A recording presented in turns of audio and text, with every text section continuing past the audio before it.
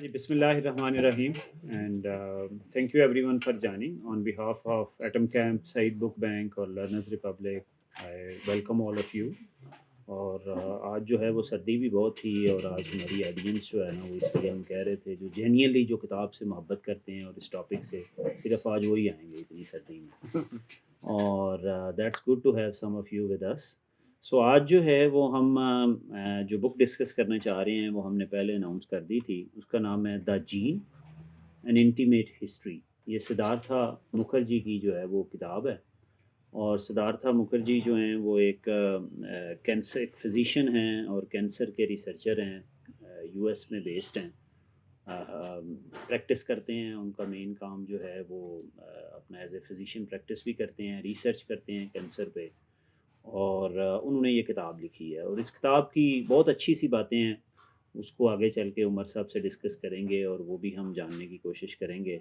लेकिन एक देखें अच्छी बात जो मुझे जहन में आ रही थी कि हम दोनों सोशल साइंसेस के बैकग्राउंड से हैं, but we both are going to discuss a book that has lot to do with the scientific research, science की एडवांसमेंट. और तो ये जो है ये इनकी किताब में इनका लिखने का कमाल है. The way he has explained these things कि वो जो नहीं भी साइंस से लोग हैं वो भी इस बात को समझ जाते हैं. मतलब मुझे बड़ी क्यूरियोसिटी बड़े अरसे से होती थी ये जीन के बारे में, इसकी डिस्कवरी जब क्रिस्पर आया. लेकिन it was very difficult for me to comprehend this whole journey जो उन्होंने मैप इसमें बताया है. लेकिन this book has really helped me to understand ये जो बायोलॉजिकल रेवोल्यूशन जिसको हम नाम दें और वो जीन तक की हिस्ट्री जिस तरह से उन्होंने बचाई है, तो that is actually an excellent book. तो इसलिए ये मैंने बात बताई है. ज़रूरी नहीं कि ये बायोलॉजी वाले लोग पढ़ें या साइंसेस वाले पढ़ें. So anyone can pick up this book and they will be able to understand it. तो सबसे पहले जो है वो हम इसमें उमर साहब आपसे जो डिस्कशन का आगाज़ है, जो इस बात में जो एक तो मुझे सबसे अच्छी जो बात लगी वो मैं आपकी बताता हूँ और उसके ऊपर आप बिल्ड कीजिएगा. वो ये थी कि उसने हिस्ट्री कैसे मैप की है इस जीन की, कि ये डिस्कशन बड़े अरसे से हो रही थी. स्कॉलर्स भी कर रहे थे, रिसर्चर्स भी कर रहे थे, लेकिन करते करते किस लेवल तक पहुँचे हैं. और वो ग्रीक फ़िलासफ़र से लेके उन्होंने अभी 21st सेंचुरी तक हमें ले आए हैं. तो उस रिसर्च के एवोल्यूशन पे थोड़ी सी अगर आप बात करें कि ये जर्नी क्या था, what were the some of the questions those were inspiring these researchers, और कैसे ये जो है सारा प्रोसेस इवॉल्व हुआ. Thank you very much. उससे पहले मैं क्योंकि जो लोग सामने तशरीफ़ रखते हैं उनकी हिम्मत जो है हमसे ज़्यादा है, हाँ, तो ये तो पहली बात हो गई. दूसरी बात ये है कि थैंकफुली टेक्नोलॉजी की वजह से अब ये गुफ्तगू जो है किसी न किसी जगह महफूज हो जाएगी और हमारी जो अक्सर गुफ्तगू है वो 2-2,500 लोग देख रहे हैं, तो मेरा ख़्याल है वो भी कुछ ना कुछ इससे इंस्पिरेशन भी लेंगे. तो मैं ज़रा थोड़ा सा माहौल को लाइट या इजी करने के लिए मैं इसका रिलेशनशिप जो है वो पॉपुलर कल्चर के साथ मतलब पहले एक्सप्लेन करना चाहूँगा या बताना चाहूँगा कि अभी एक फ़िल्म आई है जेम्स बॉन्ड की. ठीक है. और वो फिल्म जो है उसका नाम है नो टाइम टू डाई. तो मैं बड़ी जिसे कहते हैं ना शेमलेसली उसके वो दूंगा टीज़र, क्योंकि जेम्स बॉन्ड की फ़िल्म जो है उसमें कोई प्लॉट का इतना रोल नहीं होता. तो वो इधर बरतानवी हाई कमीशन वालों ने एज ए प्रोडक्ट उन्होंने दिखाई है, एज ए डिप्लोमेटिक प्रोडक्ट. यानी उन्होंने ऑफिशियली सफारत खाने ने अपने दिखाई है. तो वो फिल्म जो थी उसकी अब कहानी ये है कि बरतानिया का जो खुफिया इदारा है उन्होंने तहकीक करके इस तरीके से जेनेटिकल इंजीनियरिंग की कि एक ऐसा वायरस बनाया है जो कि स्पेसिफिकली वो किसी को टारगेट कर सकते हैं. सो वो अगर किसी इंसान के वायरस के साथ या किसी इंसान के साथ उसको लिंक करें तो उसको वो छोड़ देंगे, बाकी सब के लिए वो कैरियर होगा. जब तक उस तक पहुंचेगा तब वो वहाँ जाके अपना काम करेगा और वो बंदा जो है वो मर जाए. तो इसका मकसद ये था कि ये जो किलिंग है इसको बड़ा ही टारगेटेड और सर्जिकल कर दिया जाए. अब उसकी साइंस क्या है मुझे प्रिसीजन वारफेयर. प्रिसीजन, हाँ, और मुझे भी उसकी इतनी समझ नहीं आई, लेकिन बहरहाल ये साइंस कहीं ना कहीं से ये फ्यूचरिस्टिक होती है. तो उसको फिर कोई विलन है जो रोग विलन है तो वो उसको चोरी कर लेता है और वो उसके बाद उसको डीकोड करता है और उसको टारगेट कर देता है ब्लैक्स और अफ्रीकन अमेरिकन में. तो अब वो जब फैलेगा तो वाइट जो है उनको कुछ नहीं होगा, जो ब्लैक हो गए वो मरते चले जाएंगे. तो सारी जो फिल्म की कहानी है वो इस पे बेस करती है. तो बाकी बातों के अलावा जेम्स बॉन्ड की गाड़ियों के और उसके सूट्स के और उसमें जो बाकी चीज़ें थी, ये बज़ाते खुद इस चीज़ का इदराक है कि हमारे पॉपुलर कल्चर में ये जीन या जेनेटिक्स कितनी ज़्यादा आ चुकी है। और उसके पीछे बुनियादी ख्वाहिश वही है कि इंसान की एक डिस्कवरी की और दूसरे उसकी कंट्रोल की। वो चाहता है कि वो डिस्कवरी करे और फिर वो चाहता है कि उसको कंट्रोल करे, और इसी में ही बहुत सारी जो है वो ह्यूमन एडवांसमेंट हुई है। जीन्स का जो बाकी बातें अपनी जगह, लेकिन जीन के साथ जो ज़्यादा ये रहा है कि ये साइंस का वो हिस्सा है जो निस्बतन देर से शुरू हुआ, और दूसरे जिसके साथ बहुत सारे पॉलिटिकल, एथिकल और मॉरल क्वेश्चंस भी अटैच हो गए हैं, तो वो भी डिस्कस करेंगे। सबसे पहली बात तो ये है कि जब भी जितना नॉलेज हम पढ़ते हैं इसमें भी और उससे पहले, उसके कुछ कुछ आइलैंड्स होते हैं। अमूमन वो आइलैंड जो हैं वो क्रिएटिविटी के आइलैंड्स हैं। वो आइलैंड जो हैं वो उस वक्त जहाँ पे ऐसा नॉलेज पूल क्रिएट हो जाता है जहाँ पे डिस्कशन होती है।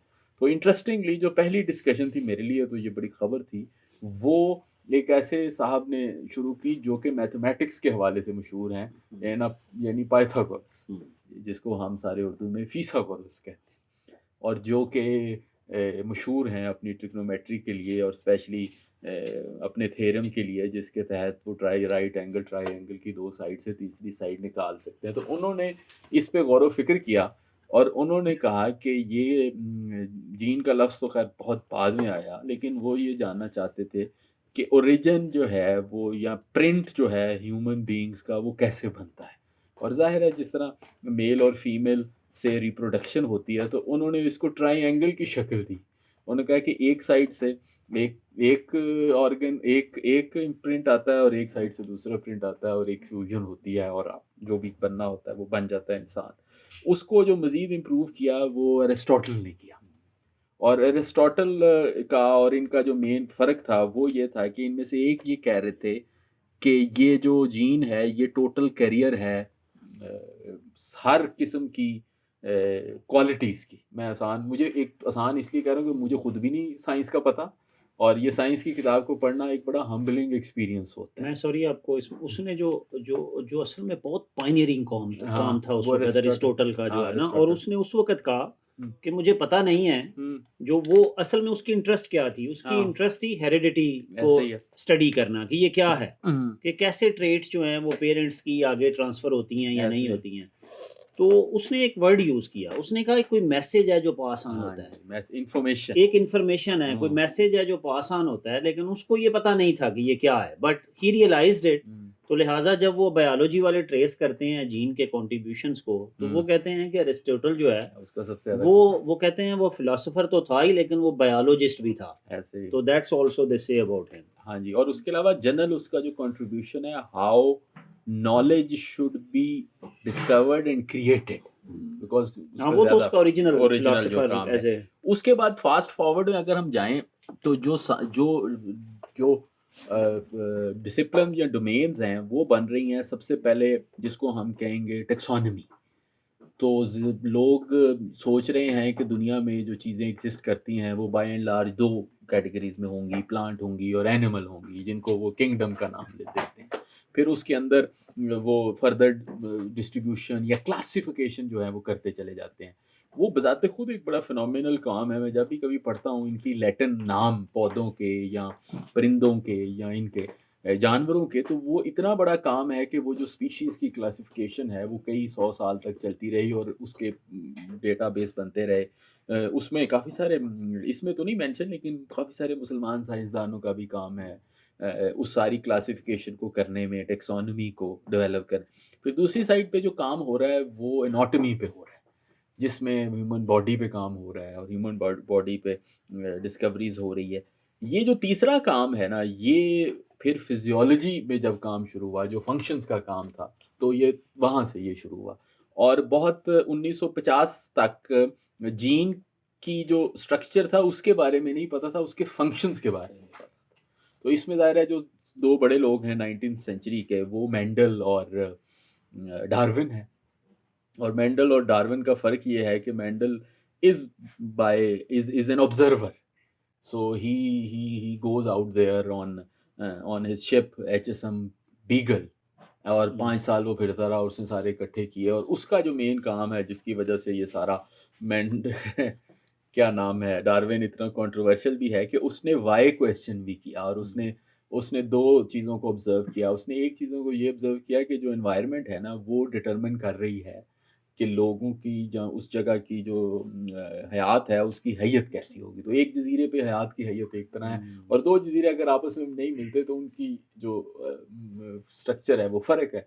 और दूसरा, जब वो फॉसिल देखता है और वो उससे कंपेयर करता है और वो सारी चीज़ें लेकर आता है, तो उसने क्यों का सवाल किया, और उसने फिर अपनी ओरिजिन ऑफ स्पीशीज़ और नेचुरल सिलेक्शन का ज़िक्र किया। तो ये ऑब्ज़र्वेशन बेस से थी, और उसमें वो डायरेक्टली जीन का मेंशन नहीं कर रहा, लेकिन उसके साथ-साथ वो ये मेंशन कर रहा है कि ये इनका इसके अंदर जो क्वालिटीज़ हैं वो ट्रांसफ़र हो रही हैं, और उसके ट्रांसफ़र के दौरान एक एडेप्टेबिलिटी और वो हो रही है। अभी लफ्ज़ म्यूटेशन नहीं आया। दूसरी तरफ जो मेंडल है, वो कभी भी किसी यूनिवर्सिटी में भी नहीं उस तरह से पढ़ा। पढ़ा थोड़ी देर वियना यूनिवर्सिटी में, टीचर के एग्ज़ाम में फ़ेल हो गया, और बतौर पादरी अपना काम करता रहा। मॉन्क था। हाँ जी, और बतौर उस मॉनेस्ट्री में काम करता रहा, और उसके साथ-साथ मटरों के वो मुख्तलिफ़ किस्मों को आपस में मिक्स करके तो उगाता रहा। और उसके बाद उसने जो सारी तहकीक की, और उसके बाद उसने बाकायदा एक पेपर लिखा जो 50 साल तक छुपा रहा, जिसमें उसने कहा कि अगर मैं टॉल पीस को शॉर्ट पीस के साथ आपस में फर्टिलाइज़ करता हूँ, तो उसके नतीजे में एक ट्रेट जो है वो आगे आ जाती है, एक ट्रेट पीछे पीछे चली जाती है, और यहाँ से कुछ ज़िक्र जो है वो डोमिनेंट और रिसेसिव ट्रेट का निकल आया।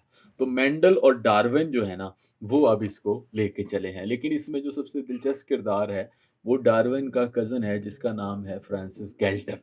तो गैल्टन जो है वो एलीट आदमी है, और वो ये उसने उसके 3 कंट्रीब्यूशन है। मैं ज़्यादा टाइम नहीं लेना चाहता, लेकिन he is a fascinating character. उसके 3 कंट्रीब्यूशन है। एक उसने ये लफ्ज़ दिया जो आज भी हमारी लेक्सिकॉन में अगेन बहुत ज़्यादा है, वो है नेचर वर्सेस नर्चर। ये सवाल ही उसने उठाया। हाँ, सवाल है।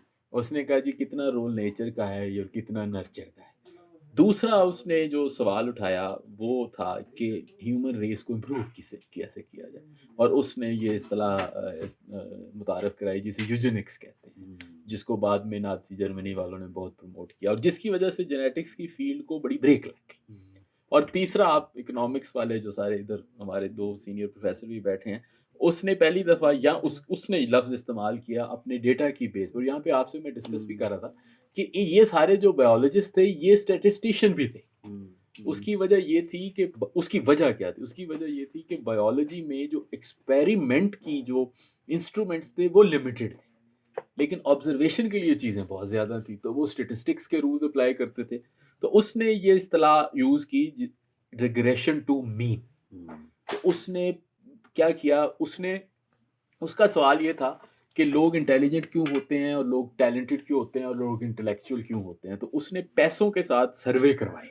तो उसने जितने ग्रेजुएट्स थे उनको भेजा कि आप ये फिल करें, आप ये बताएं कि जी आपका पैदा हुए आपका ख़ानदान कैसा था, और उसमें उसने कहा कि ये जो चीज़ें हैं ये बेल शेप में बन रही हैं, सारी डिस्ट्रीब्यूशन नॉर्मल डिस्ट्रीब्यूशन जो है। तो ये 3 उसके बहुत बड़े काम थे। मकसद उसका एक था कि ये साबित करे कि ये जो वाइट है ना, इसकी हेरिटेज को प्रिज़र्व किया जाए। और उसके बहुत सारे एक्सपेरिमेंट्स थे जो ज़्यादातर उसमें फेल भी हुए, कुछ पॉलिटिकली इनकरेक्ट थे। उसके काउंटर में एक बंदा उभरा जिसका नाम था बेट्सन, BEATSON। उसने मेंडल का पर्चा पढ़ लिया था, और उसने उसको कहा कि ये सब जो है ना ये बेकार बातें हैं। असल चीज़ ये है कि आपका जो एक इम्प्रिंट है, एक मैसेज है, एक इन्फॉर्मेशन है जो बेस्ड है, और वो डेवलप हो रही है। मसलन गाल्टन तो ये भी करता था कि गालिबन कुत्तों की या किसी जानवर की दुम काट देता था, और फिर उसको वो रिप्रोड्यूस कराता था, देखता था कि दुम है या नहीं। उसने कहा ये इररिलेवेंट क्वेश्चन है, इसको छोड़ दो। तो उसने फिर मेंडल का काम लेके आगे चला, और वो उसका मेंडल का बुलडॉग मशहूर हो गया, और अमेरिका भी लेके गया। और उसके बाद से फिर हमारी ये जो जेनेटिक्स की है, ये मैं मुख्तसर ये कहूँगा कि ये 1915-20 में कैम्ब्रिज यूनिवर्सिटी में बहुत ज़्यादा चली। फिर जो जर्मन थे वो इसको किसी और तरफ ले गए, उनके सारे तजर्बात ही उल्टे थे।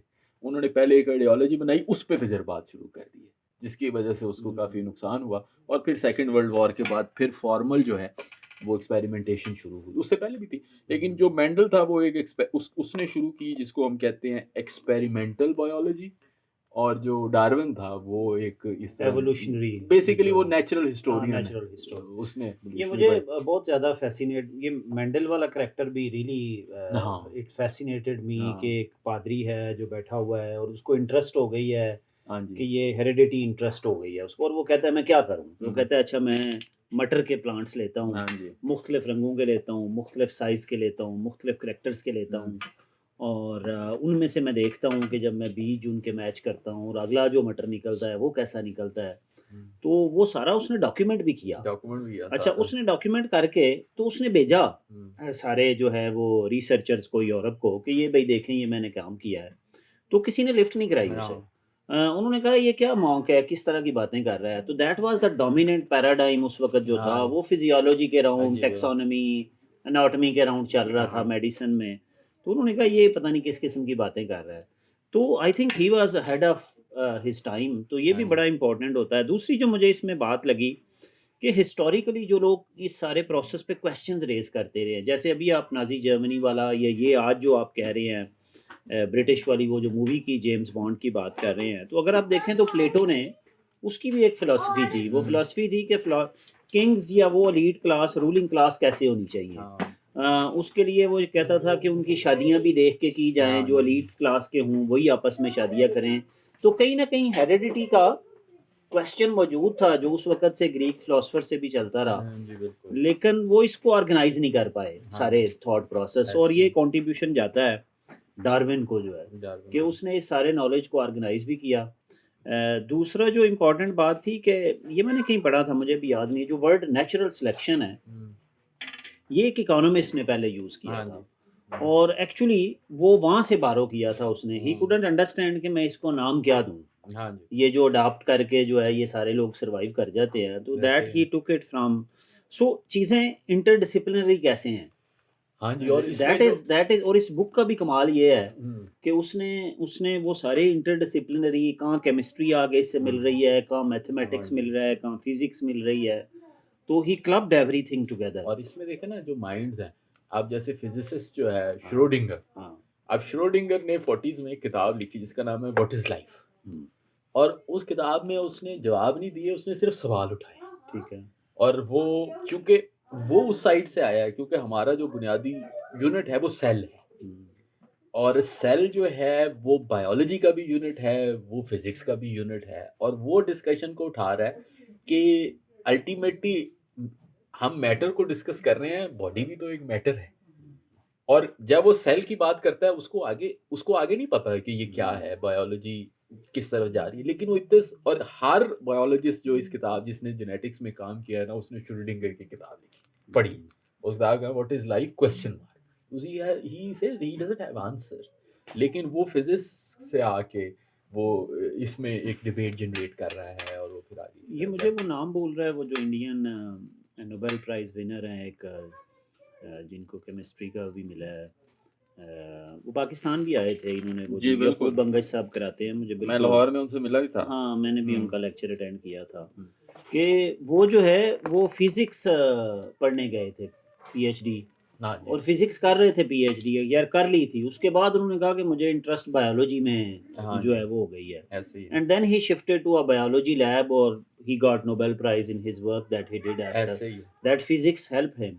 तो हम ये जो बुक्स भी रखते हैं, मेरी भी आपसे बात होती रहती है, हम ये लर्नर्स रिपब्लिक का फोरम भी, इंटरडिसिप्लिनरी डायलॉग, ऐसे ही है आइडियाज़ का फ्यूजन, एक दूसरे से बात करना, ये इतना इम्पोर्टेंट है कि मैं ये फ़ील करता हूँ कि आजकल की सोसाइटी में और पाकिस्तान में पर्टिकुलर ये डिसिप्लिनरी बाउंड्रीज़ इतनी रिजिड हो गई हैं हम्म कि हम जो है वो उन वॉल्स के अक्रॉस किसी से बात नहीं बात नहीं करते, कर समझना नहीं हम्म चाहते। ये क्या, अच्छा, हम थोड़ा-सा इससे आगे बढ़ते हैं। हमने वहाँ तक आ गए कि ये प्रोसेस जर्नी चल रहा था, हेरिडिटी में प्राइमरीली इंटरेस्टेड थे, जी करते-करते वो पहुँच गए कि ये कोड है, एक उससे इन्फॉर्मेशन पहले है। उन्होंने कुछ हेरिडिटरी डिजीजेस देखी जिनमें बिल्कुल सबसे सही है, मशहूर डिजीज है हीमोफीलिया बिल्कुल सही अब है। हीमोफीलिया जो है वो रशिया का जो जार है जार क्राउन प्रिंस जो है उसको है हुँ, एलेक्सी हुँ, और उसकी माँ उसका इलाज कराने के लिए जिस तरह नहीं कहते कि रूहानी सहारे ले रही है उस वक्त के, जो उसको समझ आई है, लेकिन उसको हीमोफीलिया है जो कि इंटर मैरिजेस से हुआ हुआ है, क्वीन विक्टोरिया में चल रहा है, और उसको ब्लीडिंग हो जाती है, और वो उसकी वजह से जो सल्तनत है उसको बड़ा ख़तरा ये है कि सल्तनत का वारिस जो है ना, उसको अगर कोई पिन भी लग जाए तो उसका खून जो है वो बंद नहीं होता, और अल्टीमेटली वो उसी में खैर बाद में असैसिनेट हो जाता। तो हीमोफीलिया को सबसे पहले ये लोग डिस्कस करते हैं, और ये उसको जल्दी डिस्कवर कर लेते हैं। लेकिन उसमें जो अहम काम ये था वो ये था कि इसमें मतलब इसके 2 काम थे। एक तो उसको क्लोन करना, जो बनाना, लेकिन उससे पहले उसको रीड करना। ठीक है। तो ये मुखर्जी कहता है रीडिंग एंड राइटिंग। सो आप पहले पढ़ेंगे फिर बनाएँगे। तो उसमें फिर 2 ग्रुप थे लंदन में, जिनकी बड़ी लड़ाई टाइप रही किंग्स कॉलेज में और कैम्ब्रिज में। जिनमें एक तरफ वाटसन है और उसका साथी है, और उस तरफ एक खातून है रोज़लिन।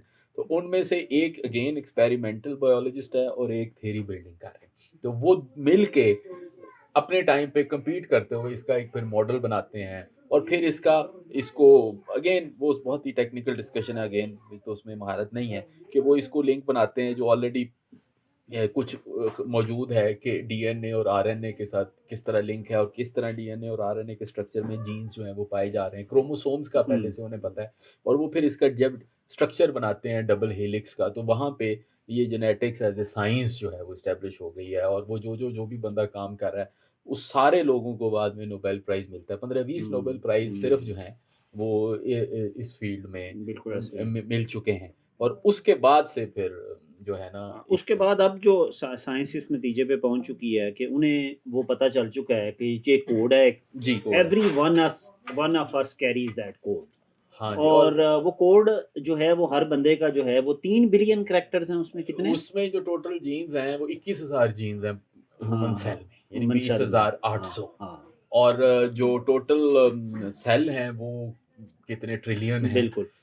तो तो वो शायद मुझे अभी इसमें इसमें बुक में आप चेक कर लीजिएगा, शायद मुझे भी उसका नंबर नहीं याद आ रहा, कि वो जो 4 हिंसों का कोड है GAGCT AGCT, वो जो है अगर मिलाया जाए तो वो पता नहीं कितने बिलियन उसके जी, कैरेक्टर्स उसके बनते हैं। कैरेक्टर्स हैं। और ये अब उन्हें पता चल गया है। हाँ जी, वो वॉटसन वगैरह ने बेसिकली उसको आपस में लिंक कर लिया। लिंक अब वो उनको पढ़ना आ गया है। अब हाँ। मशीन्स आ गई हैं जो हमारे जीन्स को पढ़ सकती हैं, स्टडी कर सकती हैं। वो जो इन्फॉर्मेशन, जिस मैसेज की बात अरिस्टोटल करता था, हाँ। जिस इन्फॉर्मेशन की बात वो मेंडल करता था, वो इन्हें अब डिस्कवर कर लिया है कि ये भाई हर एक का जीन हम पढ़ सकते हैं। ये ऐसे साइंस ही। इधर तक आ गई। हाँ जी। इस वक्त जो साइंस अब काम कर रही है, वो क्वेश्चन ये है कि हमें ये तो पता चल गया ये जीन है, अब इससे हम क्या करें? वो डिजीजेस से भी रिलेटेड ऐसे ही है। मेन जो काम हो रहा है वो जीन्स की इस सारी इंफॉर्मेशन का डिजीजेस के साथ है।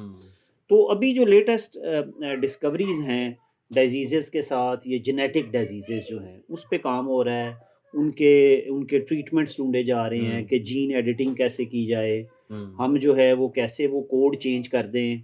उस कोड में वो कहते हैं जो जीन एडिटिंग है, वो जो क्रिस्पर वाली टेक्नोलॉजी आई थी, वो कहते हैं कि आपके पास जो है ना बहुत, ये जैसे किताबें पढ़ी हुई हैं, ये सारे जीन्स की इंफॉर्मेशन है आपकी बॉडी में जो है, दिस इज़ द कोड। अच्छा, वो कहते हैं कि अगर कोड में देखना है कि ये जेनेटिक बीमारी उस कोड के उस छोटे से पार्ट के एक की वजह से आ रही है, वो कहते हैं वो जो पार्ट है उसको अब हमारे पास ये टेक्नोलॉजी आ गई है कि हम जाके उसको चेंज कर दें वहाँ से, बजाय सब कुछ डिस्टर्ब करने के। ये सारी किताबें पढ़ी हुई हैं, हमें पता लग गया है कि एक किताब के अंदर जो है वो दीमक लगी हुई है, उस किताब को हम निकाल के ले जाएं बाकी सब, और उसमें अंदर वह फ्रेश बुक रख दें। तो इस एडिटिंग के ऊपर थोड़ा सा बताएं, ये जो जीन का डिजीज़ेस के साथ ताल्लुक़ है, जेनेटिक डिजीज़ेस जो है, और इस पे जो इस वक्त करंट रिसर्च हो रही है, इसकी हम एथिकल के ऊपर बाद में आएंगे। अभी थोड़ा हम साइंटिफिक इसको समझने हाँ की जी, कोशिश जब करते हैं। रीडिंग हो गई तो उसके बाद फिर एक चीज़ आई जिसे कहा गया रिकॉम्बिनेशन, और लैब में बनाया गया एक रिकॉम्बिटेंट डीएनए, जिसमें 2 मुख्तलिफ ह्यूमन जीन्स या 2 मुख्तलिफ नेचुरल जीन्स लिए गए और उनको बनाया गया, और उसके नतीजे में जो कॉम्बिनेशंस थे, उन कॉम्बिनेशन से ये समझा गया कि आप गोया जाके तो जो नेचुरली आप में है एक कॉम्बिनेशन, उसको रीराइट कर सकते हैं, और उसका नाम है रिकॉम्बिटेंट डीएनए। और वहाँ पे उसका जो पहला जो सबसे बड़ा इस्तेमाल हुआ वो तो हुआ मेडिसिन, क्योंकि मेडिसिन में सबसे इम्पोर्टेंट जो बड़ी मेडिसिन्स आई उनमें इंसुलिन थी। इंसुलिन जो है वो एनिमल पैंक्रियास से बनाई जाती थी, क्योंकि वहाँ पे शुगर मौजूद ज़्यादा थी। तो जब 760s में फिर इंसुलिन को ह्यूमन मतलब उसका लेके और उससे जब डेवलप किया तो उससे बहुत ज़्यादा आसानी हो गई। उसके बाद दूसरी बहुत बड़ी आसानी जो हो गई, वो ये हो गई कि जब ये टेक्नोलॉजी आई कि आप if you can just like जो न्यूली बॉर्न बेबी है बिल्कुल इमीडिएटली एक सेल से थोड़ा-सा आगे गया है, आप उसका जेनेटिक कोडिंग भी स्टडी कर सकते हैं। और उसमें जाके फिर ये हुआ कि उन बच्चों को जिनको डाउन सिंड्रोम है, उसमें जो पहला काम शुरू हुआ वो तो ये शुरू हुआ कि उसको वो रेक्टिफ़ाई करने की बजाय एक और डिबेट शुरू हो गई कि आइदर वो बर्थ जो है वो सूटेबल है या नहीं। उसके बाद फिर तीसरी तरफ जो डिबेट चल पड़ी, वो ये डिबेट चल पड़ी कि हम जिसे स्टेम सेल कहते हैं, जो स्टेम सेल हैं, वो वाहिद सेल था जो कि बहुत ज़्यादा खुद ब खुद अपने आप को रिप्रोड्यूस करता था। तो स्टेम सेल में एक अपॉर्च्युनिटी ये मिली कि आम जीन जो है, उसमें उसको स्टडी तो कर लिया कि उसमें कितने फॉर एग्ज़ाम्पल टोटल जीन्स हैं, वो किस तरह प्लेस्ड हैं। लेकिन उनका जो कॉम्बिनेशंस थे उसके इतने कॉम्प्लेक्सिटी थी कि उसके अंदर इंटरफेरेंस शायद अभी तक उस तरह से नहीं है। लेकिन स्टेम सेल्स में एक इतनी बड़ी अपॉर्च्युनिटी मिली कि ये वो सेल हैं जो खुद ही रिप्रोड्यूस कर रहे हैं और पहले इनको इतना इग्नोर करते थे, तो उस पे फिर एक रिसर्च जो है वो शुरू हो गई और उसके बाद फिर फाइनली अब ये इस दो पर तीन अब चीज़ें इस पे काम कर रहे हैं। हाँ। वो कह रहे हैं कि अगर आपका जीन स्टडी करें ना हुँ, बचपन में, हुँ, तो साइंस अब इस नतीजे पे आ गई है कि we can tell you the probability कि हुँ, कितनी प्रोबेबिलिटी है किस एज में जाके आपको हार्ट डिजीज़ हो जाएगी, ऐसे ही। किस एज में जाके आपको क्या डिजीज़ हो जाएगी। तो इस वक़्त जो है वो इसके ऊपर बहुत ज़्यादा एक तो रिस्क पे रिसर्च हो रही है रिस्क के ऊपर कि क्या वल्नरेबिलिटीज़ हैं हमारी। अगर हम अब वो कहते हैं कि अगर पता चल जाए, हुँ, ये अभी हमें नहीं पता कि अगर मुझे पता चल जाए कि मुझे 15 साल बाद हार्ट की डिज़ीज़ हो जानी है, हुँ, क्या ये अवॉइडेबल है?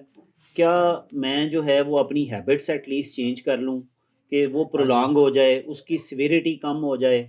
जैसे शुगर के बारे में आजकल डायबिटीज़ के बारे में कहते हैं, डॉक्टर्स अक्सर पूछते हैं कि अगर आपके पेरेंट्स दोनों को डायबिटिक हैं, हुँ, तो इट्स वेरी लाइकली कि यू विल बी डायबिटीज़ ऐसे एट ही। Some stage of your life.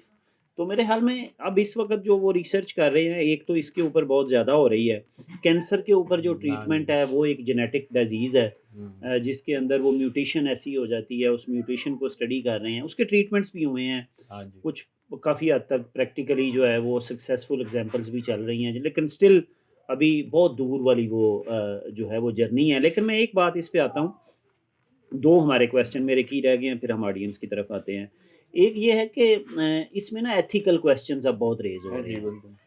Research में, साइंस में, जैसे आपने नाज़ी जर्मनी वाली बात की कि उन्होंने भी यूजीन का एक्सपेरिमेंट करने की हुँ, कोशिश की, लोगों के बल्कि उनके तो बड़े साइंटिफिक एक्सपेरिमेंट इस तरह के होते थे कि वो जो है ना वो एक बाजू काट के देखते थे कि ब्लड कितना निकलता है उसमें से, तो ऐसे वो ही। भी किसी कैदी का काट के मेजर करते थे ब्लड जो है ना। हुँ, तो this is how they did that, वो भी एक एथिकल क्वेश्चंस है।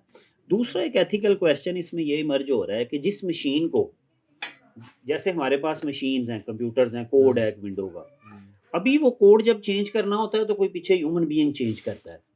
हुँ, वो कहते हैं ये जो ह्यूमन मशीन है, अगर इसको ये अथॉरिटी मिल जाए कि वो अपना कोड खुद चेंज कर सके, ठीक है, देन व्हाट वुड हैपन, कि हम क्या करेंगे उस कोड के साथ। हुँ, अच्छा, उसकी सिंपलेस्ट फॉर्म की एक एग्जांपल खुद ये सिद्धार्था मुखर्जी उसमें अक्सर बात करते हैं। वो कहते हैं ये एक्सपेरिमेंट दुनिया में कहीं ना कहीं स्टार्ट भी हो चुके हुए हैं। हुँ, वो बात करता है इंडिया के अंदर, वो कहता है इंडिया के अंदर ये पीछे जाहिद साहब बैठे हुए हैं, ये डेमोग्राफी के एक्सपर्ट हैं, ये भी बताएंगे। वो एक नेचुरल जो रेट है उसमें ख़वातीन जो हैं हाँ वो जी। ज़्यादा हैं आदमियों से, लेकिन इंडिया के अंदर एक रेशो चेंज हो रही है कि आदमी ज़्यादा हैं और ख़वातीन कम हर हो रही मुल्क हैं। में हो रही है। हम खुद में, और हुँ, ये वो सिलेक्शन कर रहे हैं अल्ट्रासाउंड के हाँ ज़रिए, जी, ऐसे ही। फीटस को जो है ना वो हुँ, उसमें ना आगे लेके जाया जाए, तो ये भी चल रहा है। लेकिन ये एथिक्स के जो क्वेश्चन है, इसके ऊपर थोड़ा सा और बताएं। जो कुछ एथिक्स चीज़ें में जो मैंने बताई हैं कि ये पहली क्या दफ़ा होने जो जा रहा है। सवाल हुआ था ना, वो इसका जो पायनियर है जीन्स का, उसका नाम था बर्ग। हाँ, बर्ग एंड बॉयर 2 थे।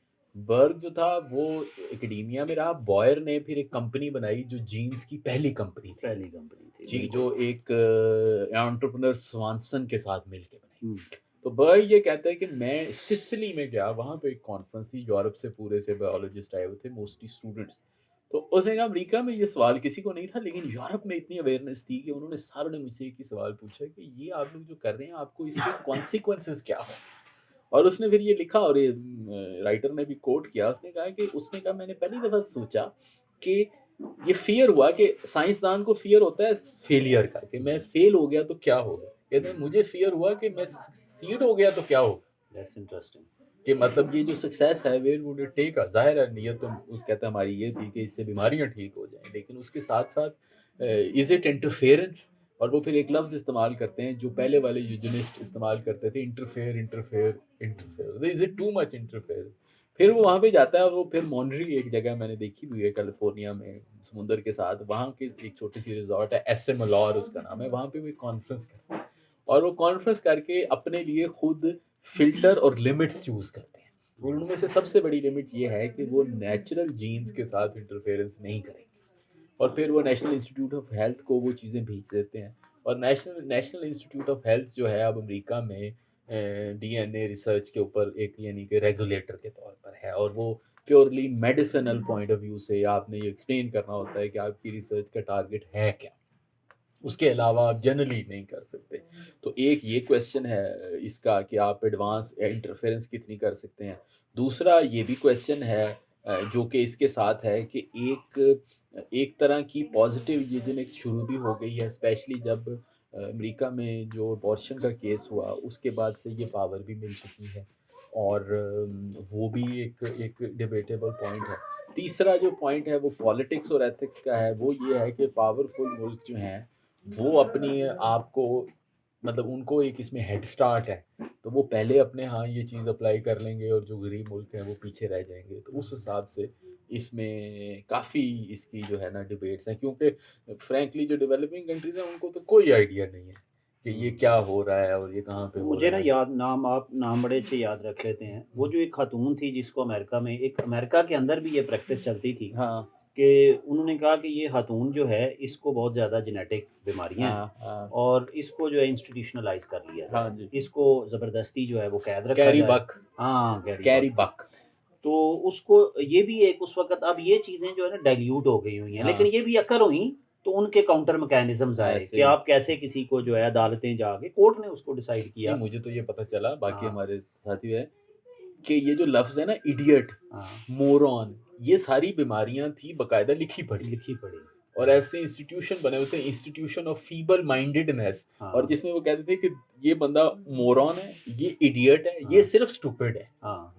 ये इसी और ये तरह। सोसाइटी के लिए इसका एग्ज़िस्ट करना जो हाँ है वो वो इम्पोर्टेंट नहीं हाँ है, लिहाज़ा इसका नहीं है तो इसको जो है ना कहीं फेंक दें, इसको हाँ मार दें। हाँ इसको मार दें। और और अमेरिका दिस में इज़ तो ये हाँ। तो नाज़ी जर्मनी में हो गया, वरना अमेरिकी तो इसके बड़े हाँ, शौकीन थे। अमेरिका में पहुँचा हुआ था हाँ ये ये काम पहुंचे सारा, हुए थे, और ये हाँ बड़े अरसे बाद, और अभी जो रिसर्च में जो है वो हमने भी जब सोशल साइंसेस में भी अमेरिका में की, तो अभी तो उन्होंने एथिक्स बहुत स्ट्रॉन्ग कर लिए हैं। हाँ जी। उसमें अभी ह्यूमन सब्जेक्ट्स के साथ जो नहीं भी वो रिसर्च होती है उसके वो बोर्ड्स बन गए हुए हैं। मशहूर है स्टैनफोर्ड प्रिजन एक्सपेरिमेंट। हाँ, हाँ। जब वो सोशियोलॉजी साइकोलॉजी का हाँ, एक्सपेरिमेंट था, साइकोलॉजी का था। तो उसमें उसके बाद से ह्यूमन हाँ, सब्जेक्ट्स को हाँ। कभी भी यूज नहीं तो कर ह्यूमन सकते। सब्जेक्ट्स में हाँ इवन अब सोशल साइंसेस में भी जैसे इंटरव्यूज होते हैं, हाँ कई जी बड़े सेंसिटिव सब्जेक्ट्स होते हैं, मसलन you are interviewing people about mental health. ऐसे ही है। अब आप ऐसे क्वेश्चन ना करें जाके, आप हरासमेंट के विक्टिम्स को आप इंटरव्यू हाँ कर रहे जी हैं, आप उनको जाके फिर किस किस्म के क्वेश्चन, ये आपको अप्रूवल लेनी पड़ती है ऐसे ही बाकायदा। हाँ, आप थोड़ा सा एनी हाउ, मैं इस पे लास्ट जो है एक जो इंटरेस्टिंग मेरे लिए बात थी, वो चूंकि मैं उसके ऊपर एडवोकेसी भी कुछ करता रहता हूँ और मेरी इंटरेस्ट भी रहती है, वो है मेंटल हेल्थ इश्यूज पाकिस्तान में। ये बहुत इग्नोर्ड सब्जेक्ट है, हम इसको मानते ही नहीं हैं अभी भी। हम जैसे वो जो आप ज़ार वाला बता रहे थे, हम भी कोई ना कोई रूहानी इलाज ढूंढने की कोशिश करते हैं। इसकी शादी कर दें, ये ठीक हो जाएगी या ठीक हो जाएगा, ज़्यादातर हो जाएगा वाले होते हैं जिनकी एक्सपेक्टेशन हमें होती है कि शादी के बाद इसकी मेंटल इलनेस ठीक हो जाएगी। तो इसने बड़ा अच्छा जो है वो जो एज एन एक्सपर्ट, इसकी जो सारी इंस्पिरेशन स्टार्ट हुई वो अपनी फैमिली से स्टार्ट हुई कि उसकी फैमिली में मेंटल इलनेस थी, और वो उसने जब उस पर गौर करना स्टार्ट किया तो वो फैमिली में ट्रैवल कर रही थी। ऐसे ही दैट्स व्हेन ही रियलाइज्ड कि ये हमारी फैमिली में कोई इशू चल रहा है, लेकिन वो कहता है मेरे जो फादर हैं वो इस बात को मानने को तैयार नहीं थे एंड तक, और उसके कज़न को भी हुआ, उनके किसी चाचा को भी यही बीमारी ऐसे हुई। ही है। तो शिज़ोफ्रेनिक थे हाँ और जी। ये सारा उसमें ट्रैवल कर रही थी, तो वहाँ से स्टार्ट हुआ। ऐसे अब मुझे ये बताएँ कि ये पाकिस्तान में अगर इसको थोड़ा-सा हम इश्यू को देखें, हुँ, तो ये मेंटल इलनेस की तो कोई अवेयरनेस नहीं है। ये जो जेनेटिक, अब वो तो इसको जीन के साथ जो है वो इन्फॉर्मेशन ट्रैवल हो रही है। अब पता नहीं किस हद तक हम एक्सटर्नल एनवायरनमेंट से एक्वायर करते हाँ हैं जी। और किस हद तक हमारी जनरेशन में जनरेशन दर जनरेशन चल रही होती है and we don't know, we don't acknowledge it.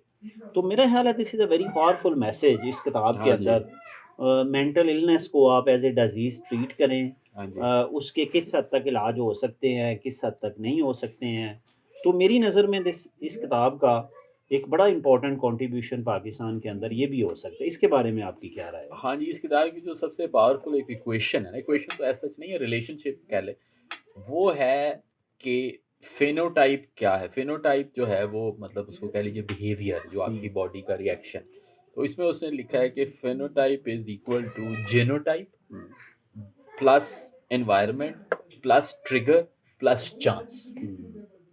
So gene होगा, ये नहीं कि तो और gene is the sole so determinant. हाँ, plus environment hmm, plus trigger hmm, and then there is the chance. और हुँ, वो जो नेचर और वर्सेस की बात है, वो तो बड़ी सादी-सी है, वो किसी और जगह भी मैंने पढ़ी कि वो तो फैलेसी है, कि आप ये भी नहीं कहें कि अच्छा मुझे है तो मैं तो अब रिज़ाइन हुँ, या बिल्कुल नहीं है। वो है कि it is not either or, it is and, it's always and. हुँ, तो उसके साथ जो रियलाइज़ेशन ये है कि अगर आप उसकी स्पॉटिंग कर लेंगे तो आप उसके साथ रिकंसाइल कर सकते हैं। हुँ। जैसे जैसे आपने मेंशन किया स्किज़ोफ्रेनिया का, इसने भी मेंशन किया, मैं अपने इर्द-गिर्द देखता हूँ ऑटिज़्म ऑटिज़्म बहुत। बहुत ज़्यादा है। अगेन वो एक जेनेटिकल यानी कि कंडीशन है।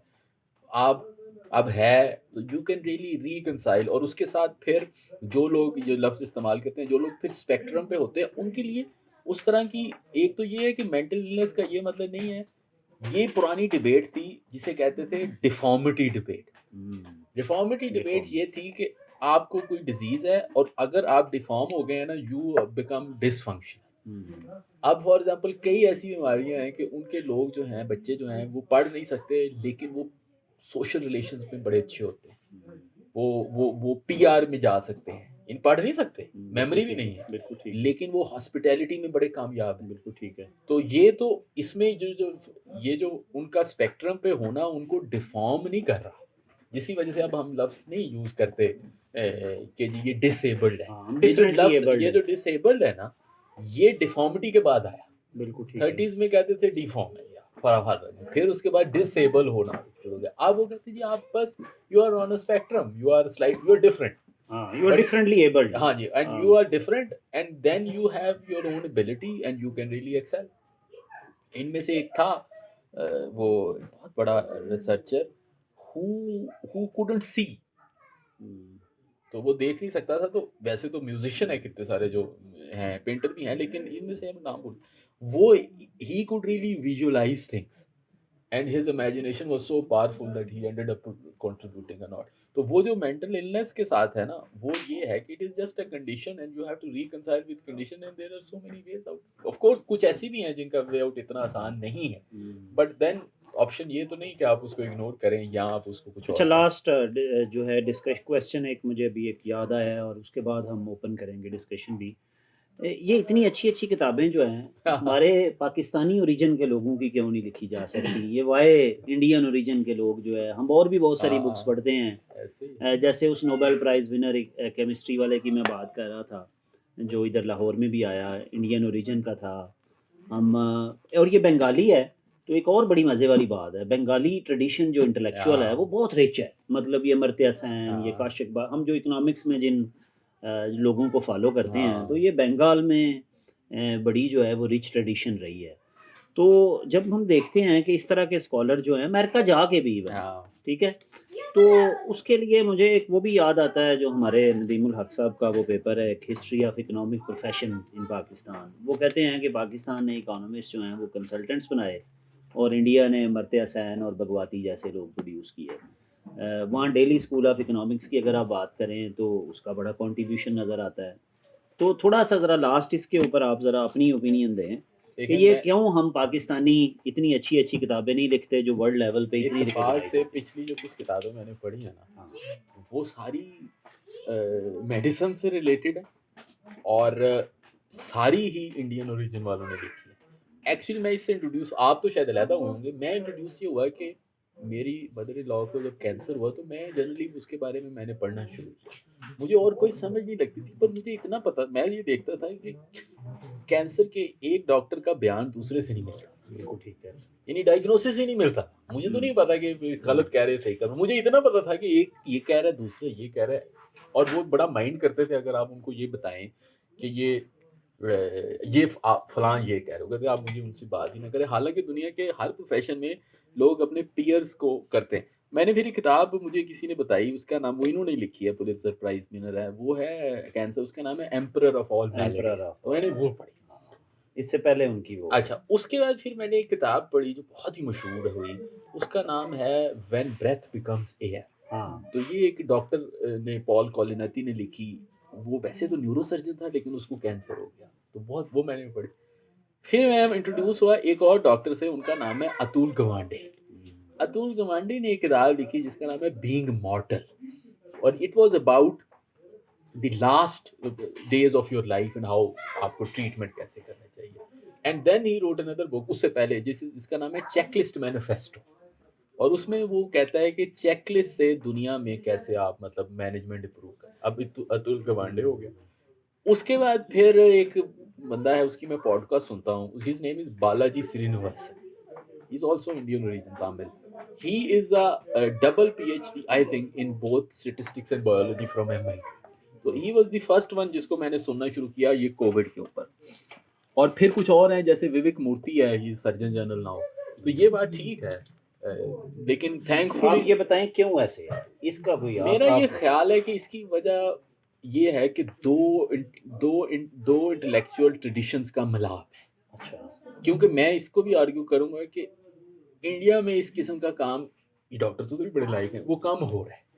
तो वो जो अमेरिकन एकेडमी की ट्रेडिशन है और इनकी जो वर्क एथिक है, वो जब वहाँ पे मिलती है ना, तो वहाँ पे एक इंटेलेक्चुअल मेरा ख्याल है ये प्रोड्यूस करते हैं। क्योंकि प्रोफेशनल देखें हमारे यहाँ बहुत है, मतलब अगर डॉक्टर्स की बात कर लें, थैंकफुली वैसे मेरे पास किताब भी है, मेरी बेगम को गिफ्ट की। एक डॉक्टर है डॉक्टर अजरा रजा, वो कोलंबिया में प्रोफेसर हैं, उन्होंने किताब लिखी है the cell which is on cancer. तो वो एक एक्सेप्शन है पाकिस्तानी डॉक्टर्स की जिन्होंने इस लेवल का काम किया है। लेकिन इनकी ये ट्रेडिशन है कि अमेरिका में भी कि आप एक लार्जर क्वेश्चन को फिर एड्रेस करते हैं, यानी आप खुद तो एक्सपर्ट हैं लेकिन आप लार्जर क्वेश्चन को फिर एड्रेस करना शुरू करें। और दूसरा ये है कि आप फिर उसको कंडेंस करते हैं ईजिली कॉम्प्रिहेंसिबल मटीरियल।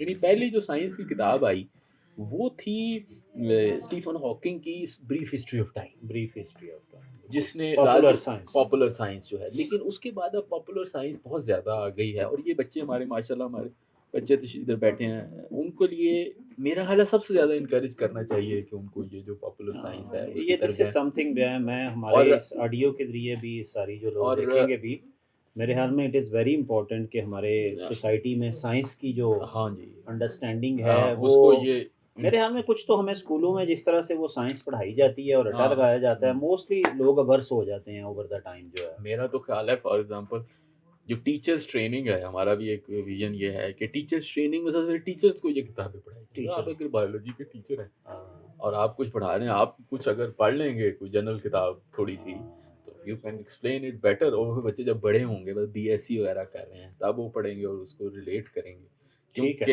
ये बड़ा एक चलें इम्पोर्टेंट। जी, थोड़ा सा हम अपनी ऑडियंस से आज भी बड़ी क्वेश्चंस लंबी लेते हैं। आज गुफ्तगू हमने की है। ज़्यादा ज़रा ये मुझे बहुत किताब में असल में there is so much in this it's a book fascinating, and everyone should read this I think book. और उससे काफी आपको सारी समझ नहीं भी आती, नहीं लेकिन आती, फिर भी हाँ यस, बहुत सारी ऐसी चीज़ें मुझे भी, क्योंकि हमारा साइंस का बैकग्राउंड नहीं था, हाँ, लेकिन एक इंटरेस्ट पैदा हुई ना जब वो, मैंने फिर बाद में एक दो और जीन के ऊपर बुक्स पढ़ी, जीन मशीन नाम है शायद उसका, एक है किताब, एक खातून की तो किताब। वो पढ़ी, और एक दो बुक्स। अब मैं जहाँ मुझे जीन का एक दफ़ा जब ये किताब पढ़ ली तो थोड़ी थोड़ी सेंस बनना स्टार्ट हो गई। हाँ, और उसके बाद जो है वो जब भी मुझे कोई आर्टिकल नज़र आ जाता है, कोई बुक नज़र आती है, तो मुझे फिर इंटरेस्ट होती है कि अच्छा अब क्या हो रहा है।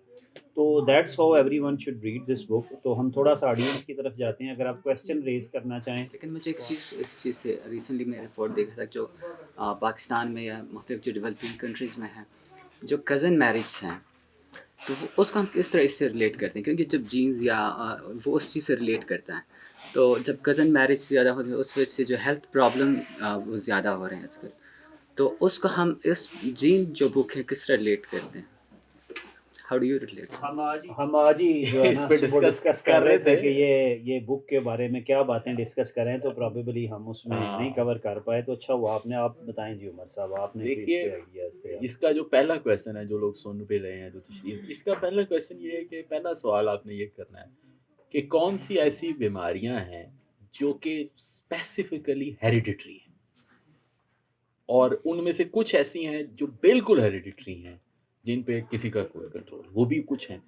इसमें एक रिसर्चर था जॉन हॉपकिंस का, इसी में मेंशन है, जिसने पहली दफ़ा उन बीमारियों का या उन उन उन कंडीशंस का हिसाब लगाया जो जीन से एसोसिएटेड होते हैं, और वो कुछ 20,000 के करीब। उसके बाद अगला सवाल है कि वो पैदा होंगी या नहीं होंगी, लेकिन कुछ ऐसी हैं जो 100% हैं जो कि पैदा होनी ही होनी है। एक कैटेगरी वो है। दूसरी कैटेगरी वो हैं जो कि पैदा हो रही हैं, जैसे ब्रेस्ट कैंसर वगैरह है, लेकिन कुछ कम है। तीसरी वो है जो कि रिस्क है, जैसे शुगर, ब्लड प्रेशर है। तो ये भी एक तकरीबन अब इस्टेब्लिश्ड है कि म्यूटेशन में डोमिनेंस और रिसेशन जो है, वो जितनी म्यूटेशन ज़्यादा होगी उतनी डोमिनेंस जो है वो ज़्यादा होगी। और कज़न मैरिजेस जो है वो म्यूटेशन का एक बड़ा फास्ट तरीका है, ये भी एक। तीसरा जो है वो ये फैक्टर है कि, और ये हमारे यहाँ अब नज़र भी आ रहा है, वो इस चीज़ से है कि आपकी जो जनरेशनल है आपका ये, वो किस तरफ लेके जाता है। मुझे 2 पेपर याद हैं, मैं वो उनका नाम नहीं कोट करना चाहता प्रोफेसर साहब, क्योंकि उन्होंने, मुझे पता क्या महसूस हो, पब्लिक हेल्थ के एक प्रोफेसर हैं, तो ही सेंट मी अ पेपर, मेरे पास है वो भी। पेपर इससे शुरू हुआ है कि एक फैमिली न्यूयॉर्क में गई और वहाँ पे वो सेटल हो गए, रहना शुरू हो गए, और उनको कोई बीमारी हो गई जिसकी इंश्योरेंस पे बहुत ज़्यादा कॉस्ट थी। तो जब इंश्योरेंस कंपनी को उन्होंने कहा कि भाई आप पे करें, तो उसने केस कर दिया आगे से। जब वो केस चला तो उन्होंने कहा जी कि ये लोग जो हैं, ये जो बीमारी है ना, this is a hereditary disease which has been kind of occur due to cousin marriages, और अब हम इसके जिम्मेदार नहीं हैं, हम उस बीमारी के जिम्मेदार हैं जो इधर आने के बाद हुई है। ये पहले से लेकर आए हैं पाकिस्तान से, और वो जो कम्युनिटीज़ हैं उसका भी लिखा हुआ है कि वो कौन सी बरादरियां हैं जिसमें ये हो रहा है। और उसके बाद फिर वहाँ उन्होंने फिर अपने किसी जर्नल में इसको छापा कि ये इस कम्युनिटी में ये हो रहा है, और उसके बाद यहाँ पे फिर उन्होंने कुछ रिसर्च की, और उसमें सैम्पल साइज इतना बड़ा नहीं था, लेकिन इट्स वेरी ऑब्वियस कि इसके बहुत ही ज़्यादा नुकसानदेह असरात हैं। और अब वो क्यों हैं? वो इसीलिए हैं कि आपकी जो एक जनरेशन है, उसके अंदर अगर कोई ऐसी, उसके अंदर वेरिएशन लफ्ज़ इस्तेमाल होता है म्यूटेशन के लिए, तो वो वेरिएशन जो है वो अगली जनरेशन में जाके जो है वो बन जाएगी। ऑल्दो एक कॉमन लफ्ज़ यूज़ होता है कि इनका जीन स्टॉक अच्छा है, इनका जीन स्टॉक बुरा है। ये तो बिल्कुल इसकी कोई साइंटिफिक प्रूफ नहीं है, क्योंकि ये सारी, लेकिन डिजीजेस की तो अब हाँ, वो तो है। अभी ये भी बताएं कि क्या ये भी कोई टाइम आएगा कि लोग शादी से पहले कहेंगे कि आप अपना डीएनए एनालिसिस कराएं, आपकी नहीं, तो तो बीमारियां हैं वो कि ये नहीं, कह इस रहा तरह है, की। जो ये मुखिर जी है, वो कहता है मैंने अपनी बेगम को बताया कि मेरी फैमिली में ये डिजीज रन करती है। बिल्कुल ठीक है। एज ए तो अब हमें इस पे बहुत ज़्यादा सोचना पड़ेगा। और मैं एक और किताब पढ़ा था उसमें, तो और मैं समझता हूँ सबको इसमें अपना रोल प्ले करना पड़ेगा, क्योंकि ये एक पब्लिक हेल्थ क्राइसिस है, और ये क्राइसिस यूरोप में 13-14 सेंचुरी में भी था, और उस पे जो उनकी स्टेट और चर्च दोनों ने इस पे स्टेप लिया था, और उन्होंने इसके ऊपर रिस्ट्रिक्शंस लगाई थी। और अभी सिंध ने एक लॉ पास किया था अबाउट सम हेरिडिटरी डिजीजेस के आप उनका एक टेस्ट करवाएं, क्योंकि उसमें वो कैटेगरी थी हीमोफीलिया वगैरह जिसमें 100% चांस है कि वो हो जाएगी। प्रैक्टिस कर रहे हैं। हाँ जी, प्रैक्टिस भी शायद करें, लेकिन वो उन्होंने कहा था कि उसमें करें। अब बाकी जो एनेक्डोटल एविडेंस है वो सबके सामने है of cousin marriages, specially into second and third generation. और मेरे एक और अंडरस्टैंडिंग है, मेरा ये ख्याल है as someone from rural area, कि एक्चुअली पिछले 30 सालों में ये बढ़ गई, ये पहले कम थी। और मेरा ये ख्याल है कि ये जो अर्बनाइजेशन है इसका बड़ा रोल है इसमें।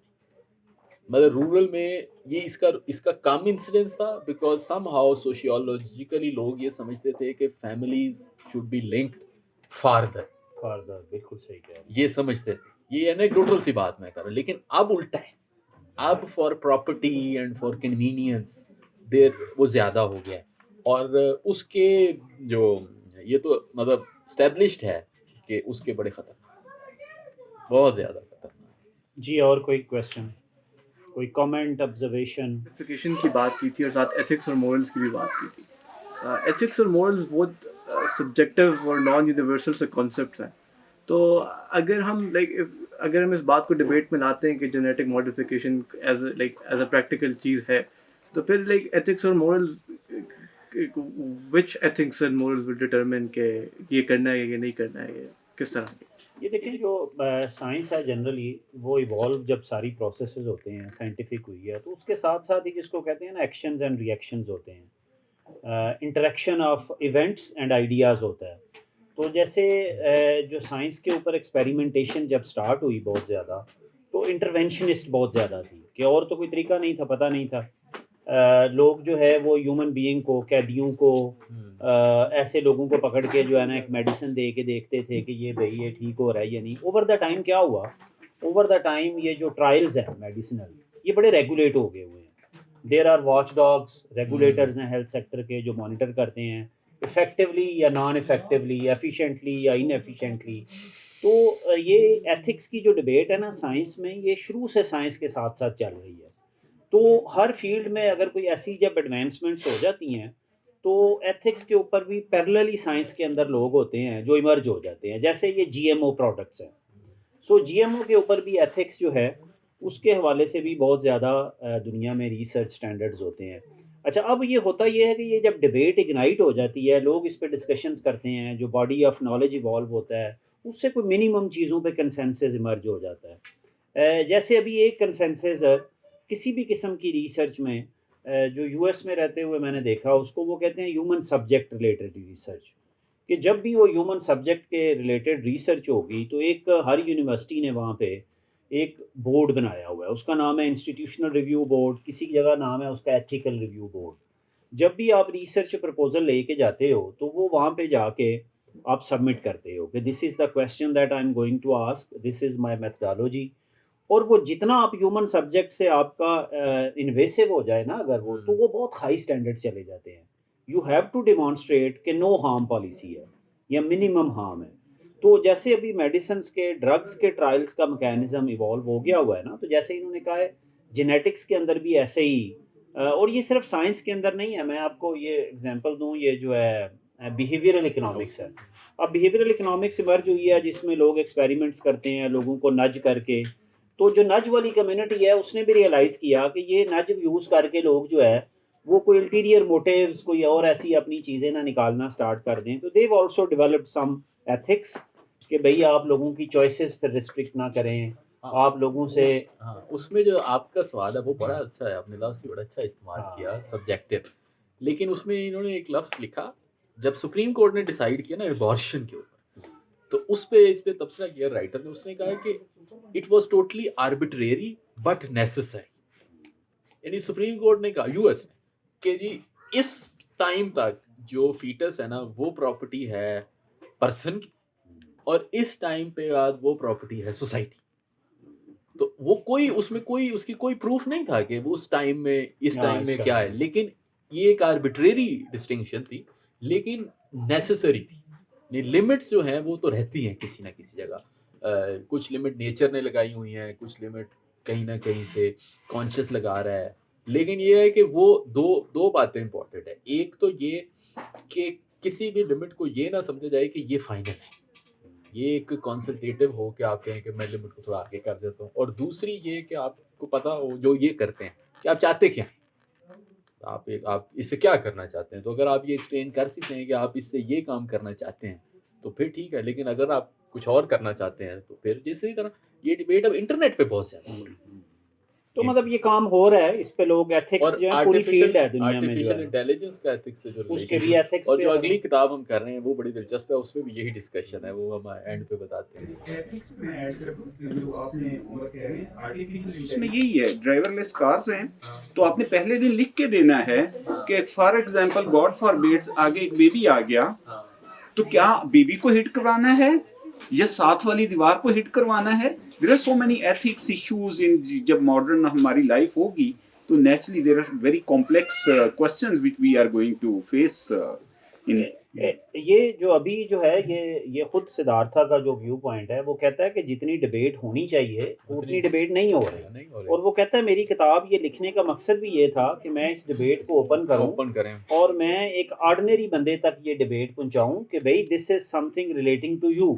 इसको ये ना समझें कि this is something happening in a laboratory ऐसे ही है। और मेरा उससे कोई ताल्लुक नहीं है। वो कहता है this is actually every one of you carrying a gene, genetic information every one of you उसके पास है।